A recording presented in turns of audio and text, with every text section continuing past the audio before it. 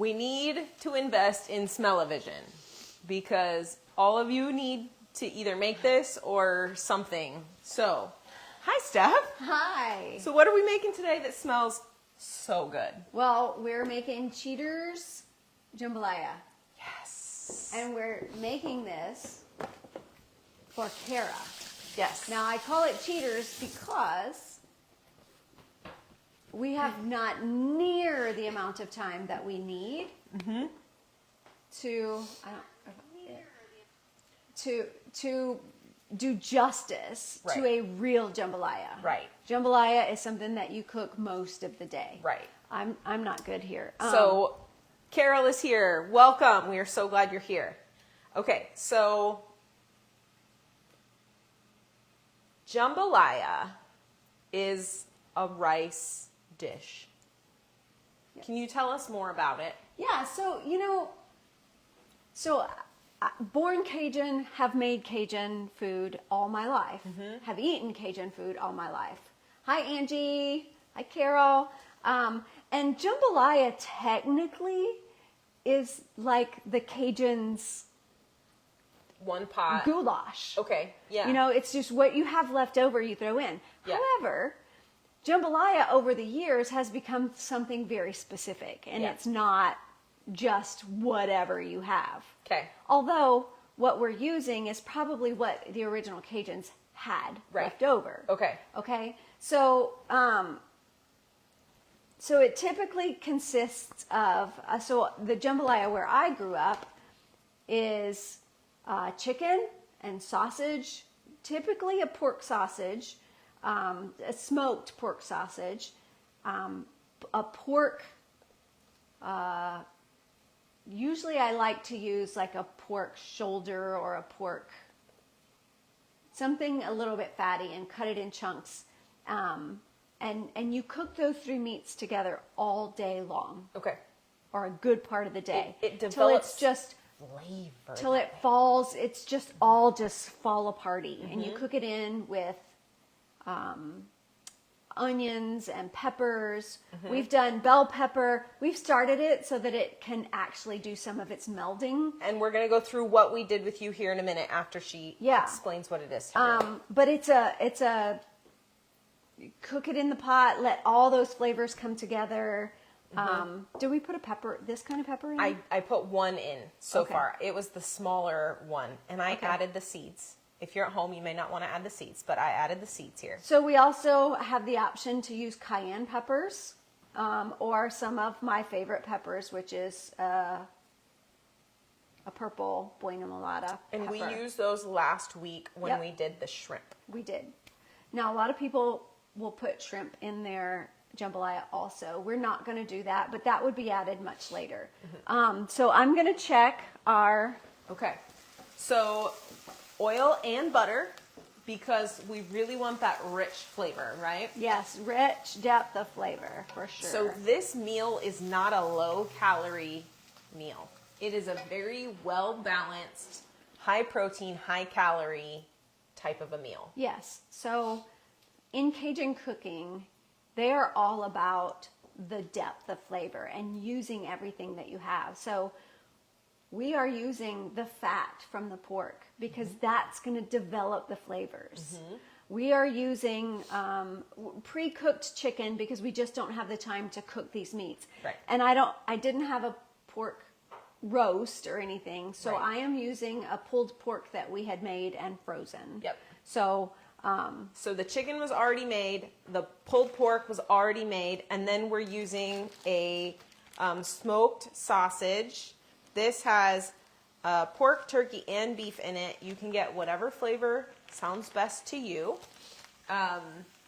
So the onions went in the butter and the oil when it started to get shimmery, and the butter does get a little bit bubbly. And then Stephanie threw in the bell peppers because those take a long time to cook down and get soft. We added the garlic. We added the jalapeno. So now she's throwing in the pulled pork and the chicken and then the sausage. So now your smoked sausage is also going to have a little bit of fat in it. We'll see what kind of fat floats after this is done, we can remove some after it cooks, but you want it to cook together. Right. Right. So, and normally you would put the rice in raw, correct? Well, so you cook the meat. No, not No, yet. okay. But yes. Okay.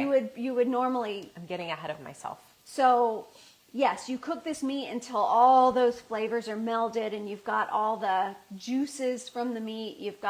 And you cook your rice in with that. Now, I did pre-make some rice because we just don't have time for the rice to cook in with our mixture. Yep. So I did make the rice with broth, though, so that it comes to the party with flavor already. Love that. Which we encourage a lot of people that are cooking rice or other grains to do, because we want to add flavor and we want to add a little bit of extra protein. So if you're using chicken broth or beef broth, something like this, you would use chicken broth. You want to add that extra depth of flavor and protein in your liquid already. I'm going to make some more So broth. she's going to add some bouillon and just make some broth just to add even more flavor, since we do not have the time to cook all those meats low and slow and develop that flavor. I love this lesson because it's one of those things that I went to culinary school 20 years ago. Like, this is one of those things that I would have to follow a recipe for. And so I love learning it from you because it's so good. And we want to encourage those of you that want to try some new things, how to do that. And this is, as Kara requested, a specialty thing that you would do. Your family's going to love it, and we're going to make it dysphagia friendly so that those of you on IDDSI level 3, level 4, level 5, level 6 can enjoy it. So if you prep it from the beginning to a level 6, so it's soft and bite-sized, we can start there. So that's more or less what we're doing. I did not cut up the chicken beforehand. We could have, but we did not. So if you need that, you can always chop your chicken and your pork. It's kind of torn. When I tore it up, I tried to get it fairly small.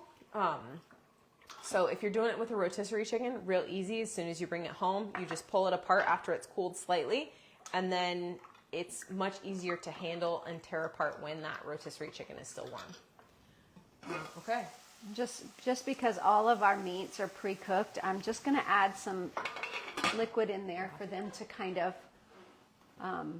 develop, yeah, meld. Yeah, just okay. Kind of marry those flavors together. So for those of you that are watching, I'm Kat Ludwig, dietitian.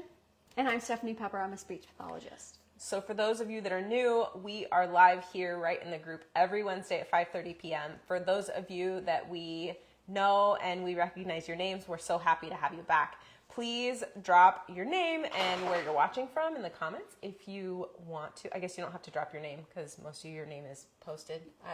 Long day. we love to know where you're watching from. Yes. It just really warms our heart to see people from, across the world.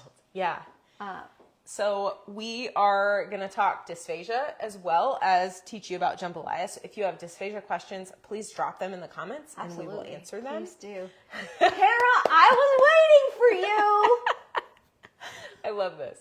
And then we're going to go through some of the feed in the group from the last week and touch on some questions that people have. Welcome from Dayton, Ohio. Hell, Michigan. All right, we have some close by. I didn't know you were from Michigan. Also in the Midwest up here.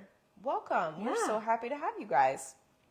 So I'm going to read this. This is just going to meld a little bit. Yeah, I'm going to stir it in a minute just to see that the cold pork is heating properly. Yeah. All right. Hi, everyone. For the last 6 months, I've had dysphagia so bad, everything has had to be liquid and not very thick. I recently gave up dairy because I realized my asthma was better when I wasn't having dairy. I've now realized a few weeks later that I can now swallow much better. I can eat dairy-free mac and cheese without pureeing it. Before, I could barely swallow tomato soup that was a little too thick. Anyone have any thoughts as to why giving up dairy would help my dysphagia, right? Or my asthma? I'm happy but confused. Inflammation. So that's funny because I did drop a comment in in this post earlier that said inflammation. So let's talk about this a little bit. I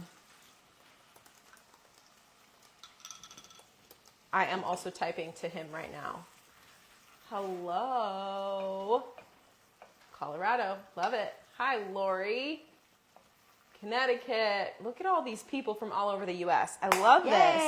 this. We're Welcome, talking about your welcome, question folks. on our live tonight. Please join us now or be sure to catch the replay. Okay. And I'm going to go ahead and chop up this parsley now. We're not going to use it right away.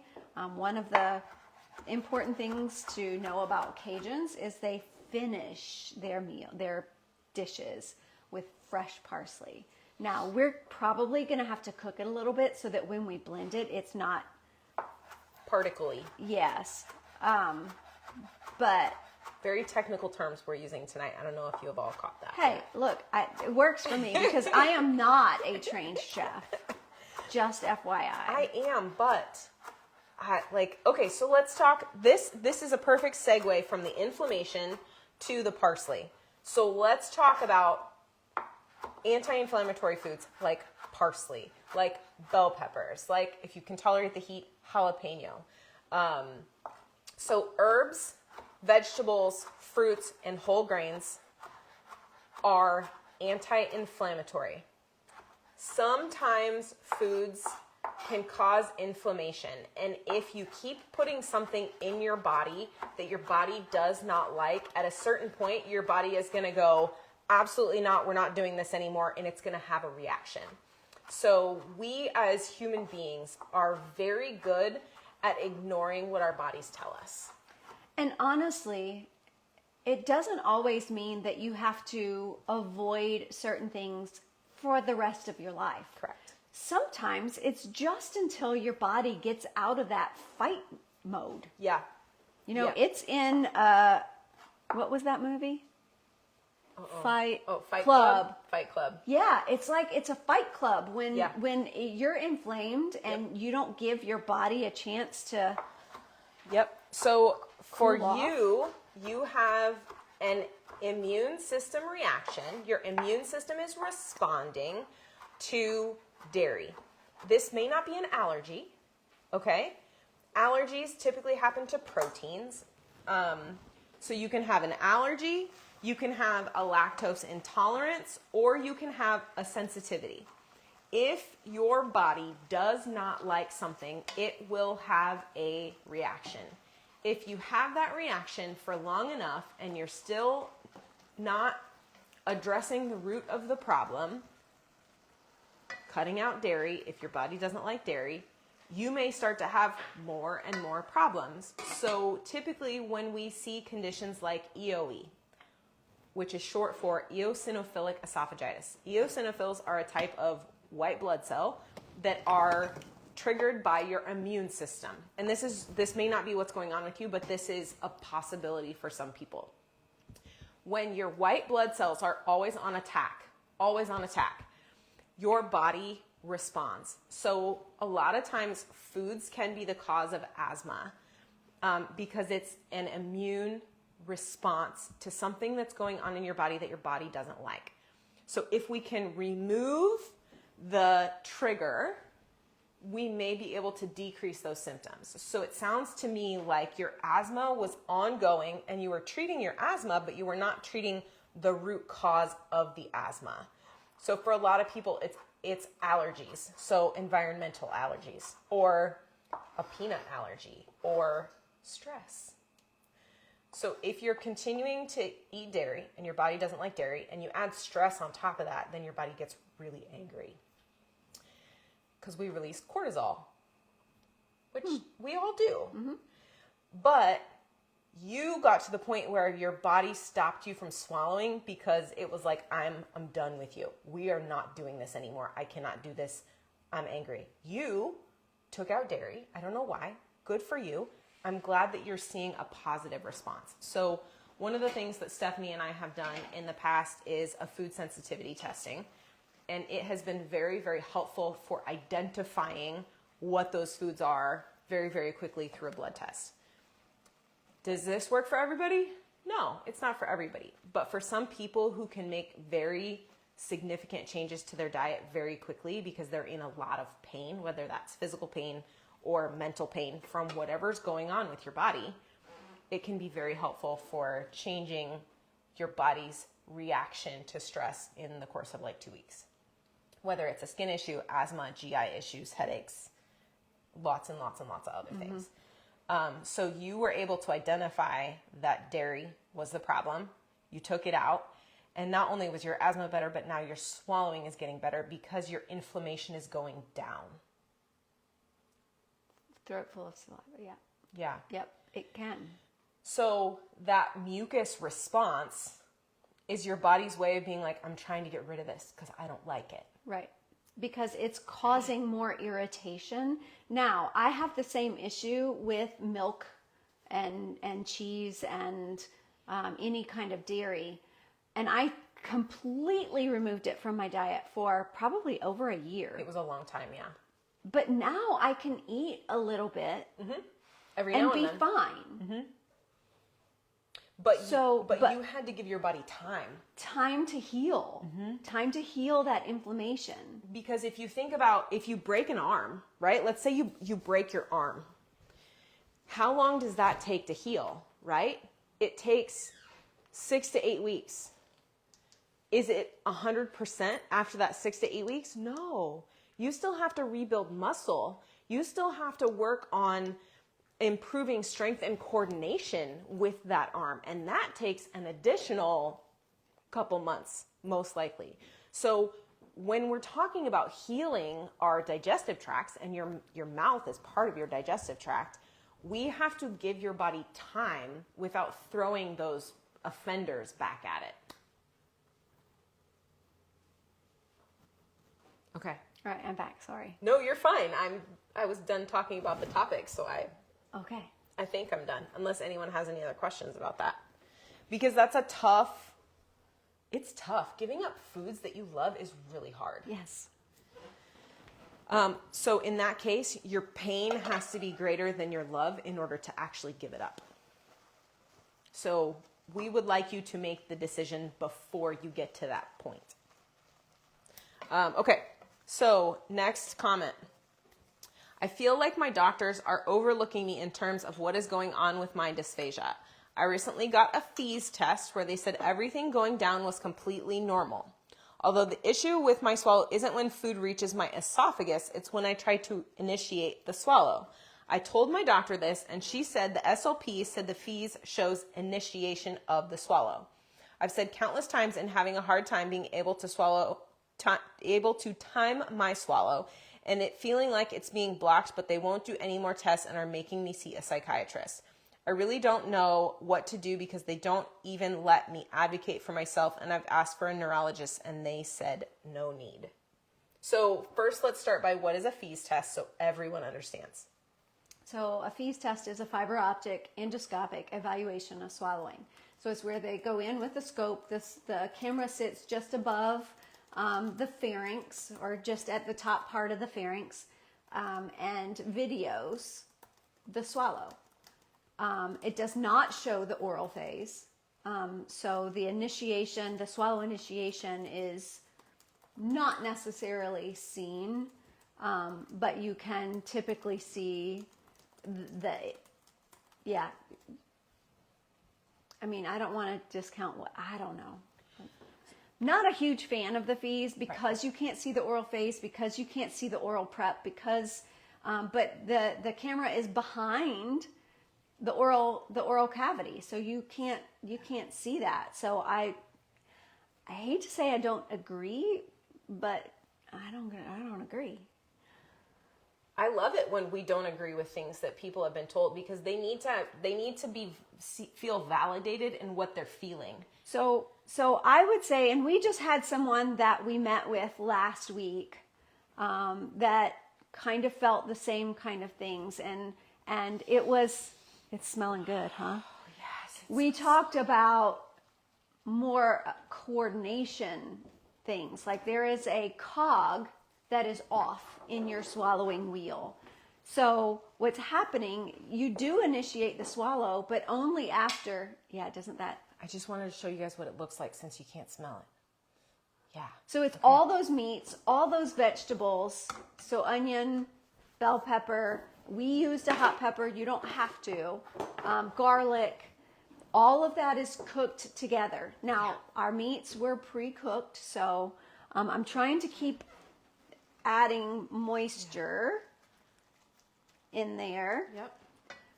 But I would say, okay, it's an anonymous. So I would say that there's probably something with coordination and sensory reception that's going on there. And you've got to get that coordination back to be able to initiate the swallow. And the coordination is off possibly because the sensory mechanism isn't sending the right information. I would love more information from you. I would highly encourage you to get on our website and book a call with us. We work with people like you all the time. So if you feel like something is you're not being listened to, no, it's fine. It's fine. It's fine. I was trying to, how we can hover over it? Yeah. Okay. We can help you through a lot of those things that you're struggling with, and we can talk about the nutrition piece in with that so that when you are starting to re-coordinate and rebuild those muscles, we can support that with your nutrition. So we have a question. How does that differ from manometry, the feast test? Very different. Extremely different. Two totally different. So the fees is going to look at the pharyngeal phase of swallow. The manometry is looking at the esophageal phase of swallow. So this is the George. Esophagus. Manometry is going to measure your esophagus. George. So George, so we use George because, this is your airway, your trachea, okay? Your vocal cords are up here in this spot. Your esophagus is this very, very thin tube at the very back. So when they're doing a fees, they put it in here and they hover it right about here so that they can see this mechanism work. So they're not looking at this part up here. They're looking from here down into here. Okay. Broth-based foods, wonderful. Most of your protein-based drinks are milk-based. Yes, milk-based ideas. Yeah, they are. Because whey, which is the main protein, whey and casein are the main proteins in milk. Whey is a really solid, high-quality protein. But for those of you that can't tolerate milk, it's a very bad idea. So we have to find other protein sources for you. And there are a lot of options out there available. There's pea protein. There's other random plant-based protein powders on the market. There's soy protein. There's, they've been using quinoa and other legumes like lentils. There's one I can't remember the name of. So if you guys think of any different ones, please throw them in the comments. So we also like broth-based. So they make bone broth protein, and they make it in different flavors also. I think I've had chocolate in the past, and it was actually really good considering. I had vanilla. You have vanilla bone broth protein. So there are a lot of options out there that you can try aside from whey if you can't tolerate whey. So back to this post real quick. You may not need a neurologist. You may need a neurologist. Too hard for us to tell based on this information. Would you agree? Yeah, I'm not convinced that a neurologist is the answer. You probably, I'm not saying don't go. Right. I'm saying may not get anywhere. I'm thinking that we're looking at some coordination and sensory things. That's my best guess. And she has more experience than most of those speech therapists that you are going to see. Trust me on this. Okay. I got banana rule 1, but what to mix with it now? Oh my gosh. So many ideas. Banana? I didn't see that. Wow. I love my rule 1. I'm like, you can Glad, make Linda. any kind of smoothie with a fruit that goes with banana. Absolutely. Chocolate banana. Peanut butter banana, strawberry banana, Wow. Yeah, that's... caramel, chocolate, like There are so many flavors. I just never noticed the banana. banana bread type. You could do like I'm thinking like carrot cake, but with, I'm sure there are ways we could come up with all kinds of flavors. Use your herbs and spices. Use your cinnamon. Milk use or water. your ginger. Milk, almond milk, coconut milk, cashew milk, soy milk, rice milk. I could go on. You can use whatever kind of mixer you want with it. Right. So it depends. I mean, if you got the protein isolate that because you can't handle whey protein, the protein isolate that's what I get. So you wouldn't want to use regular milk but if you can handle milk, milk would make it really rich. You could even use for an extra bump of yumminess, you could use Protein and calories. Yep. You could use, I was thinking of half and half. Or heavy cream. Oh, man, would that be good? That would taste like an ice cream Cake milkshake. batter, ice cream, and banana protein. You'd end up with like banana cake shake. Sounds amazing. Okay, next question. We get this one periodically, and we can do a whole training on this again if anyone is interested. So she says, good afternoon. Wanted to check if anyone has traveled on a plane and have seen dysphagia-friendly foods on board and or any plane travel tips. I'm going on a plane for the first time since having dysphagia. Thank you in advance. We love this question. We have done half a dozen trainings on travel in the past. Fairly certain we have a blog article on it. If we don't, I'll have to go see why we don't, because I think we've talked about it. I think we do. I think we do. And there's in YouTube there should be a travel. I think there are at least 2 or 3 travel YouTubes that we've done in the past. So let's talk about getting through security first. So there is a rule for 3.4 ounces of liquid that you can bring, and it's only those that can fit in a 1 quart like Ziploc bag, right? So we are a huge fan of bringing you can't bring a handheld blender, because when we first started Dysphagia Duo, we were going on a trip and we got one of our blend jets confiscated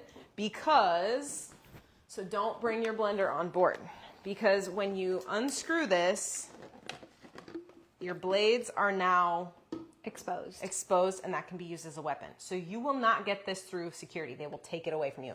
We were lucky enough that they left us with this part. That is true.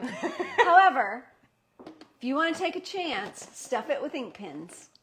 Just saying. I may have gotten it through TSA by filling it full of all kinds of things. Anyway, I do not recommend, and I'm sure if I tried again, I would get caught, but I got lucky one time. So we highly recommend protein powders. So if you don't buy individual protein powders, you can just take your protein powder that you have and get little Ziploc baggies and put 1 portion of protein powder in each Ziploc baggie. And then you can bring your frother with you. Make sure it's fully charged. Okay? And you can either bring your cup or you can bring like a blender bottle. You can buy... So doesn't it smell good? You can smell the... So that's parsley on top now. So the rice is in, everything is in. Okay. This is a very quick version, but I'm not displeased with it. Yep. Actually. Linda's laughing. Are you laughing at me talking about TSA?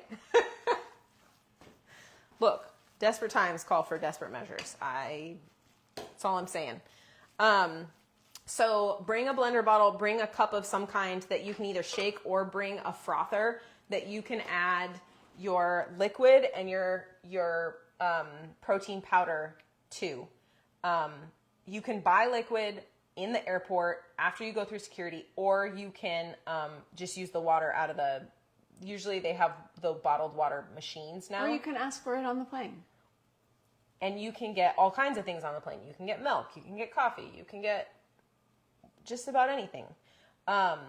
So you can bring food snacks of most any kind, unless it's like an applesauce packet, because those are still considered liquid. So if you're gonna bring something like that, make sure that everything fits in your little 1 quart container. I think they're moving away from that. But don't listen to me. Not until we have verification, but I hope you're right. So bring snacks.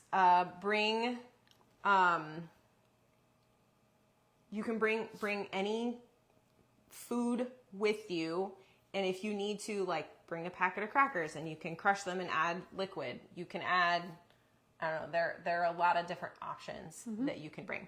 The other thing is you can get your doctor to write you a letter of medical necessity for certain things. TSA may or may not allow you to bring them through, but I always think it's worth trying. If you go on the TSA website, you can get all the rules, because they're all listed out there pretty clearly on the TSA website. The other thing you can do is you can bring a lunchbox with everything frozen completely solid in it. So That's true. if you're bringing protein shakes, if you're bringing anything that would be liquid, freeze it solid. Put your lunchbox in the freezer. And then when you go through TSA, you have to open it and show them. Or a small ice chest.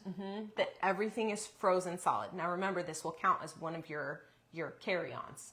And you get 2 per person. So if it's frozen solid, obviously you won't be able to use it right away, but it also depends on what your travel day looks like. If you're going to be traveling for 10 hours, That will get you to where you're going, too. Correct. That you can bring it with you. correct. And have it when you're there. Yep. So there are most often things in the airport that you can have too. I know they sell protein shakes. Granted, and they cost an arm and a leg in the airport, but they always have those options available for purchase as well.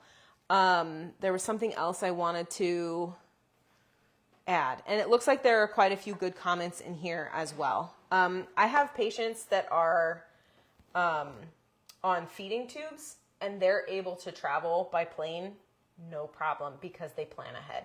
So that looks amazing.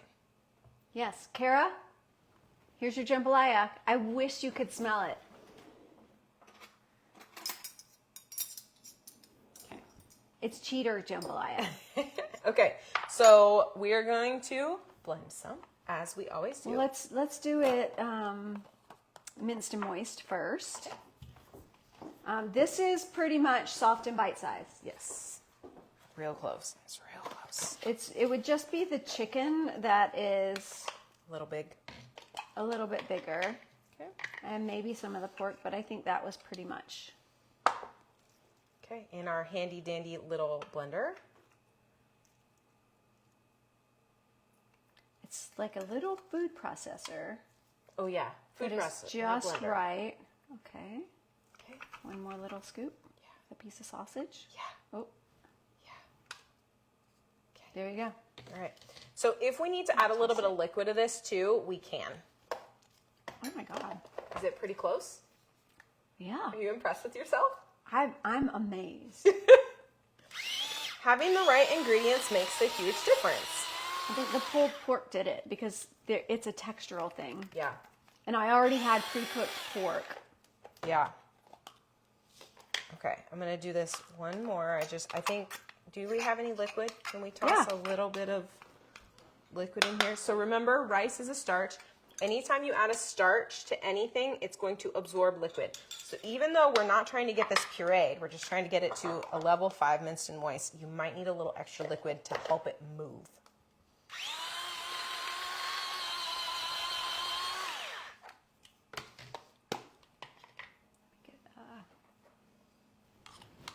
So Also, the kind of sausage that you buy is going to make a difference too. The higher the quality, the less likely you are to have any gristle or anything in it that is not going to blend very well.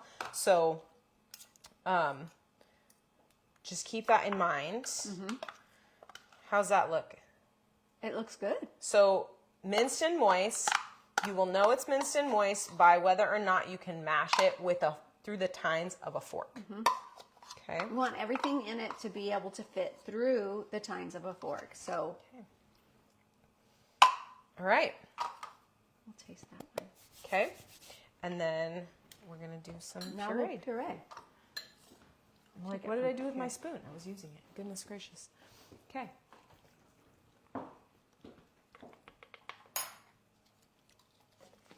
Delicious.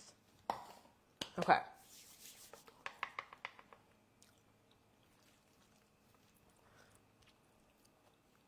Okay. I'm going to do one more of our posts. Okay. As we're blending. I have had mild oral and pharyngeal dysphagia for years. In July, I started having more trouble. I've knowingly aspirated Diet Coke, corn, and pudding since then. In all cases, it was premature spillage and an absent swallow reflex. Food fell into my throat from my mouth before I swallowed, and it just slipped down into my lungs. I've also had problems with pharyngeal residue. I had a 1 centimeter mini marshmallow come back up into my mouth during a sigh 3 minutes after I ate it. I have respiratory muscle weakness with a very weak cough.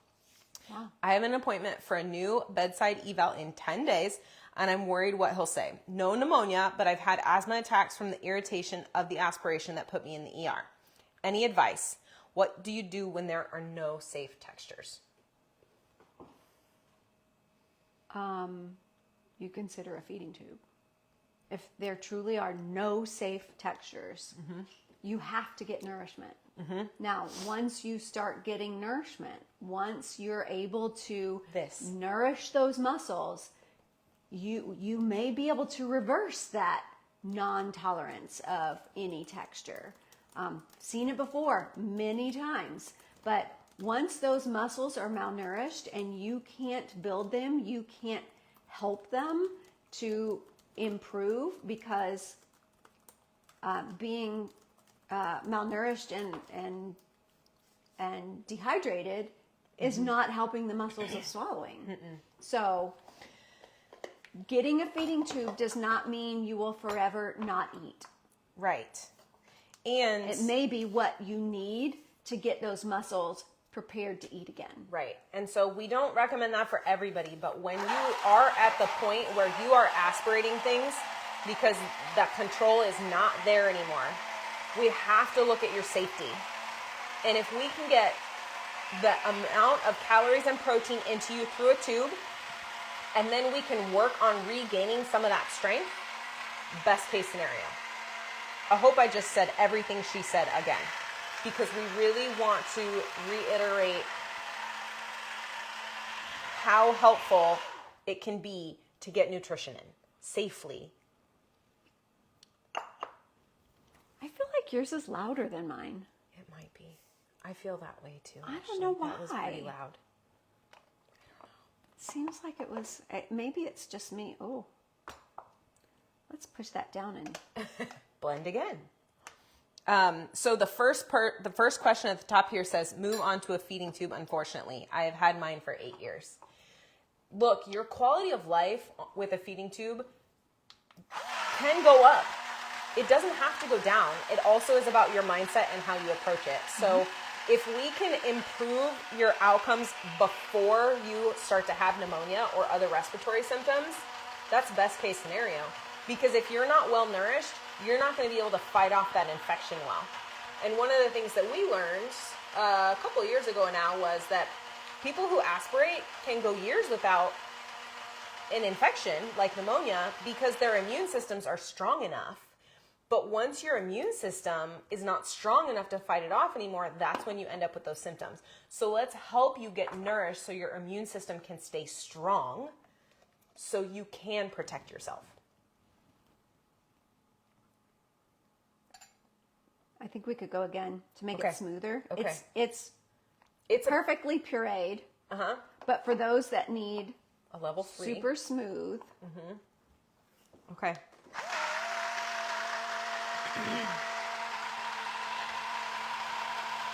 Okay. And I didn't put the rice in with all the, so Yeah. It's okay. we couldn't overcook the rice a little bit. Right. It's okay. If you can overcook your rice, do it. It'll blend a little smoother. Okay, I lied. Can we do one more? Yes. Okay.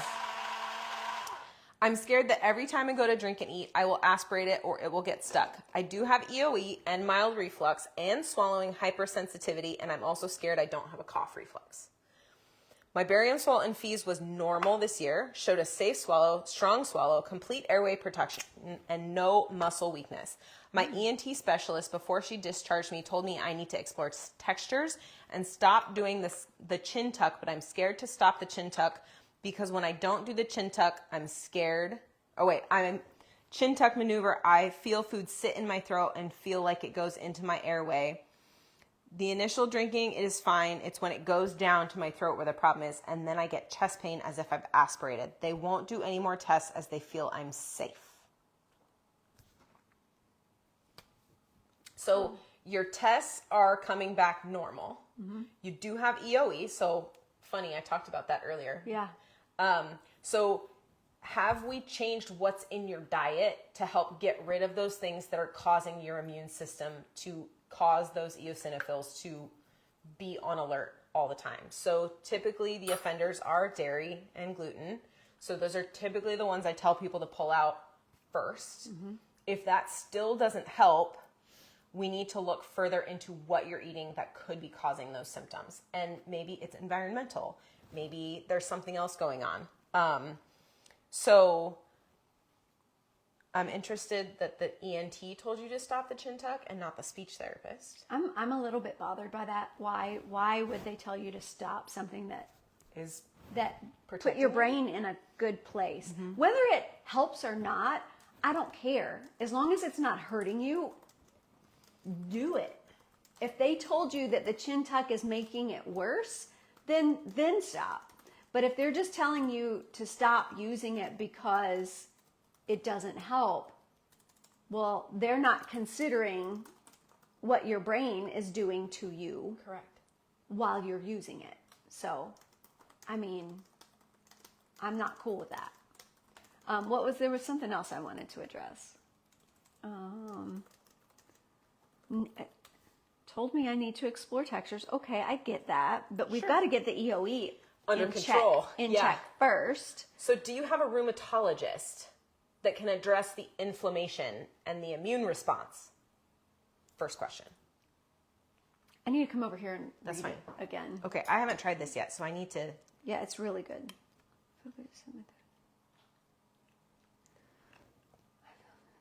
Oh, that's very smooth. So, Rebecca, I think that maybe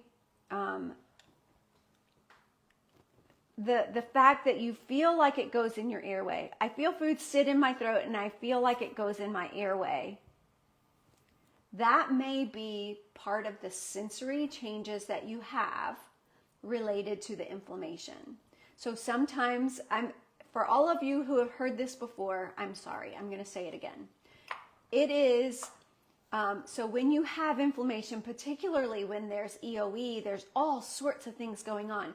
Inflammation in the swallowing mechanism is similar to a memory foam mattress. So when you put your hand into a memory foam mattress and remove your hand, that imprint is there.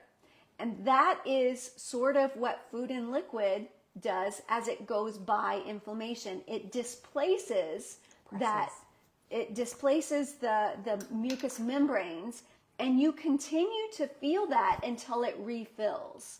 Because your brain is sensing the change, even though it's not a bad change, it's sensing the change in what those mucous membranes know as normal. Because what is normal now is not good. Right. But your brain always wants to normalize things. it doesn't necessarily understand that this is good normal, this is bad normal. It's going to try to get you back to normal. So the anxiety that it's building is probably worse than anything else, because that's going to affect your swallowing. We work as much on anxiety and understanding good normal versus bad normal. Right. Right. So Your brain is a helicopter parent that is trying to do everything to That's my protect other- you all yes. the time. yes, true. And it's not a good thing, because your brain doesn't necessarily need to. Now, when you're inflamed all the time and you're having this immune response, your brain needs to protect you all the time. Right. So the first step is getting that inflammation under control. The second step is addressing what's going on with your sensory, right? With your thought processes related to what it feels, what it senses. Is that visible, the imprint to the membranes? No, it is not. Because it doesn't have to push very hard No. for your brain to be like, oh my gosh, there's something there. And that is why people are coming back from their video swallows being frustrated, because they're telling them, there's nothing there. We can't see anything. There is nothing there. And it's true when it's the imprint, but that imprint will not show on any kind of testing. What do you think? This is so good. Like, the pureed, delicious. If we added a little more liquid, it would be a level 3, liquidized, no problem, super smooth. The flavor is just phenomenal. It's so good. Just the right amount of salt. So important to season as you go. Every time you add something in, you want to add a little salt and pepper. pinch. Now you can use, pinches at a time. You can use seasoning salt. I will tell you my favorite one. It's a Cajun one. This is my favorite seasoning salt. It's called Slap Ya Mama. And it's not about this kind of slap. It's about, Mom, that was so good. How do you make things taste so good? Well, this is how. I love it so much. That's what it comes from. You slap your mama, that's so good. I love it so much. Oh my goodness. All right. I hope some of you are laughing with us. Linda is. I love that. Thank you. Okay. So you've seen a little bit. For those of you that have stayed with us or that have hopped on towards the end, we are here to help you. We are here to answer your questions. We are here to support you. We're here to help improve your knowledge so you understand what's going on in your body. Because a lot of times in healthcare, and both Stephanie and I work in healthcare in our day jobs, our providers, whether it's nurses, doctors, therapists, dietitians, etc., do not explain what is going on with you. And then you don't know how to address it because you don't understand it. We want you to understand what's going on with you. We have a question. My husband's struggling. He's not enjoying the food period and not eating much, to be fair. He has plenty of smoothies. He got bone and calcifications build up. He's on a level 4. So probably cervical. okay. So trouble swallowing because of what's going on anatomically in the Bone spurs Bones. happen at that level, and it can completely affect your swallow. And I've seen it to the point where a bone spur can actually make you aspirate everything because it is the path of least resistance. Yeah, okay. So can you make things that are normally pureed, like soups? Could we make jambalaya soup? Well, guess what? We just did. Yeah. Can you make just about any kind of soup? What's traditionally supposed to be pureed? Can you make those things? Or Just very important that when you are cooking, whatever you are cooking, season along the way. So what happens is if you're seasoning just at the end and then you go to puree it, you're going to lose that seasoning is going to get lost. But if you're seasoning as you cook, gravy, potatoes and gravy. Yeah. Okay. Yeah. If you season as you go, just a little bit at a time, those flavors are intensified at each level of cooking. So that way, when you puree, you don't lose that last bit of seasoning that you've thrown in to make it taste good. Another thing would be use hot peppers. It actually loses some of the heat when you puree, but it will intensify and help Wake up. wake up the flavors. Adding fat to it, adding butter, adding cream, adding those things that have richness will help. Herbs and spices, cook them in those things that have fat. It's going to help with all of that flavor. Yep. And So we didn't take any of the grease out of the natural fat out of this, and it is not greasy at all. It was just enough to hold the flavors. Yeah. So those fats, those natural fats that we so desperately want to take out because they're not healthy, they're actually going to hold. I'm kidding. They are not unhealthy. My great-grandmother lived a lot longer than people do these days. She ate the fat. And she ate the fat, yes. So that fat is going to carry flavor better. Yeah, absolutely 100%. Butter, cream, use it all. I'm guessing she also ate all those veggies with the fat. Oh, yeah. That is the secret. So I need you guys to realize this. This fat is bad. It's those people that are only eating those super fatty foods and not eating fruits and vegetables that are really struggling. If you throw those fruits and vegetables in there, you're also going to get the flavor and the high quality nutrition you need, and it's going to make those fats even healthier for you. It doesn't matter what kind of fat. And the fiber and all those other things. You can't Correct. skip that. Correct. That part. You cannot skip that part. It's really important. Yeah. So. Okay. All right. What great questions today. Great. This week. And the next one was about silent aspiration, and I saw that you answered that in the comments. Oh. Yes, I did. So most people don't aspirate silently. Most people don't, I feel like. You would know. If you were silently aspirating, you would have some respiratory symptoms.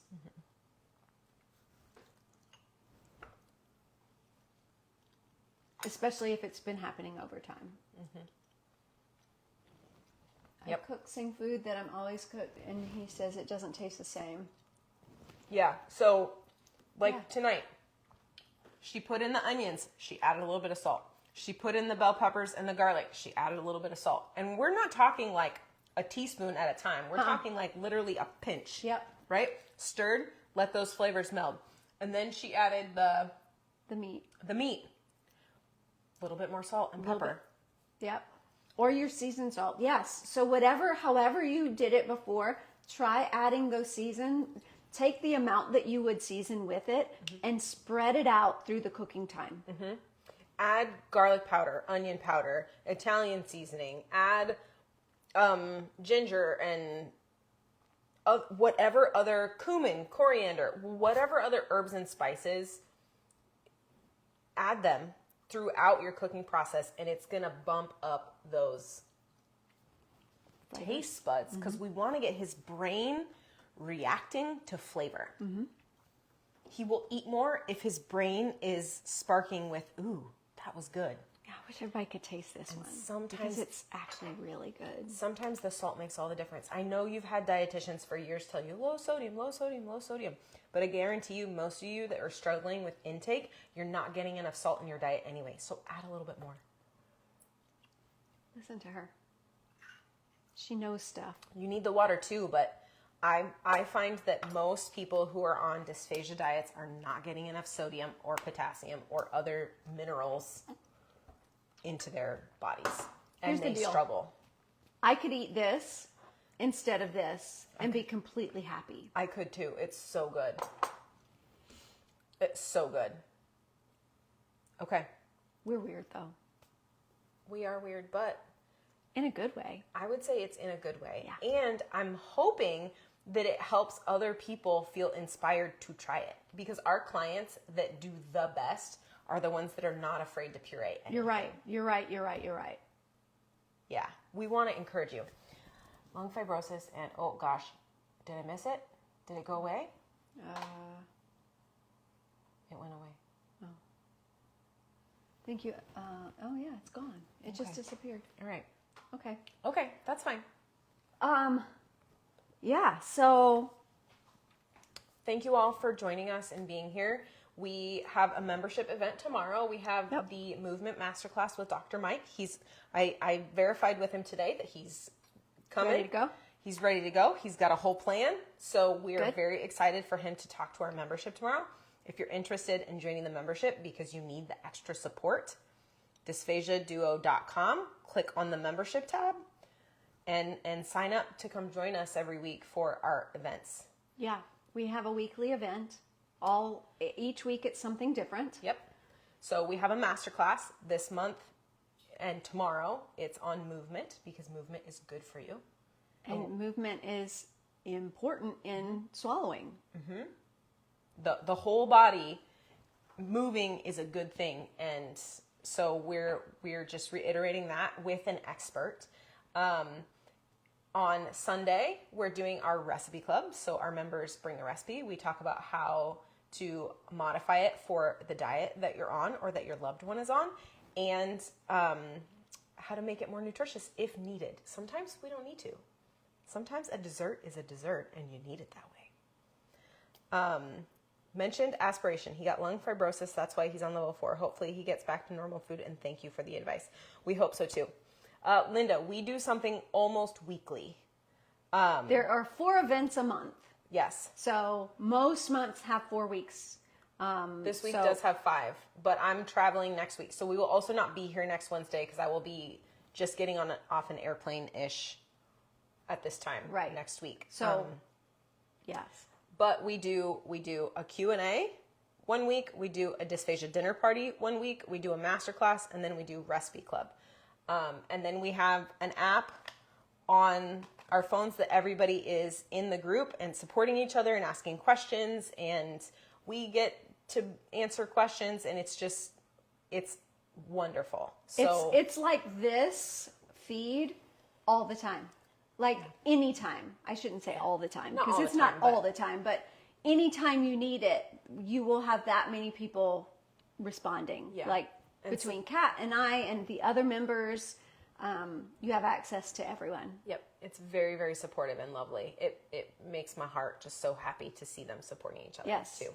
And then we also have a cookbook also on the website. We have Full Script, which is a supplement dispensary. There's also protein supplements and all kinds of things in there. So you can go create an account, log in, see what's available. If you need recommendations, reach out to us. We can give recommendations based on what's going on with you.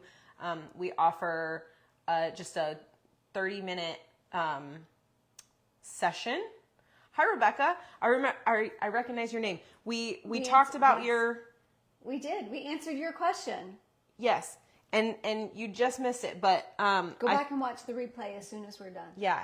It's about 45 minutes into our video tonight. So we'll post it here as soon as we hit end, and you can go back and watch it. Yep.